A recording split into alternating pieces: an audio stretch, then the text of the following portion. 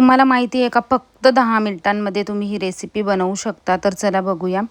इथे मी 2.5 कप मुरमुरे व्यवस्थित चाळून घेतलेले आहे आणि यानंतर व्यवस्थित भाजून घ्यायचे आहेत.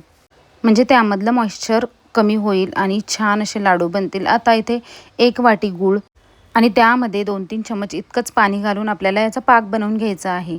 तर सुरुवातीचा 1 मिनिटांपर्यंत आपल्याला गूळ वितळवून घ्यायचा आहे आणि त्यानंतर जवळपास 5 ते 6 मिनिटांपर्यंत आपल्याला व्यवस्थित हा पाक शिजवून घ्यायचा आहे.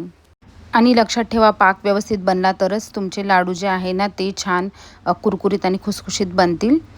तर जवळपास 5 ते 6 मिनिटांपर्यंत पाक शिजवून घेतल्यानंतर अशा प्रकारे चेक करायचं आहे. त्याची अशी गोळी बनली पाहिजे. मग समजायचं की आपला पाक रेडी आहे.